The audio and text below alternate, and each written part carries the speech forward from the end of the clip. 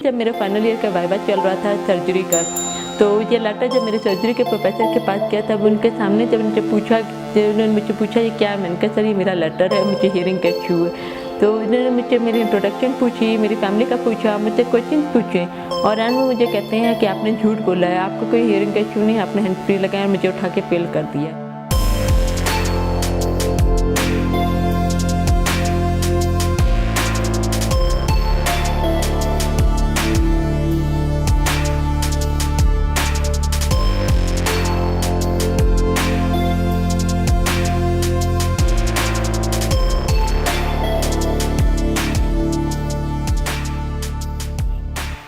मैं जब 4 साल की थी तो मैं बिल्कुल ठीक थी, मुझे अचानक से बुखार हुआ।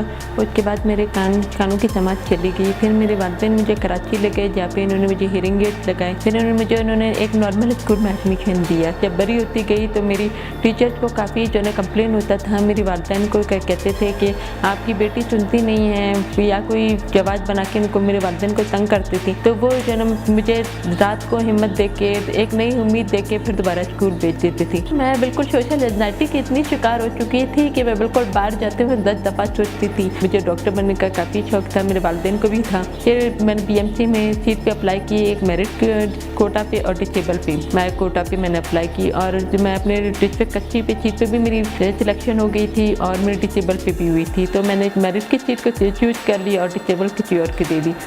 जहाँ पे मैं जाती थी प्रोफेसर से मैं कहती थी सर मुझे लेक्चर समझ नहीं आ रहा, मुझे सवाल समझ नहीं आ रहा वाइवा में, आप मुझे लिख के दें।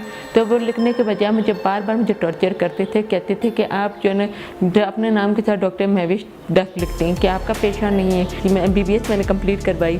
फिर मैंने 1 ईयर मैंने हाउस जॉब की। हाउस जॉब के दौरान मैंने कार्डियोलॉजी जैसे डिपार्टमेंट में हाउस जॉब की। हर 24 घंटे वहाँ पे वो इमरजेंसी हुआ करती थी, तो मुझे बार बार हियरिंग एड निकाल के स्टेथोस्कोप लगाना पड़ता था।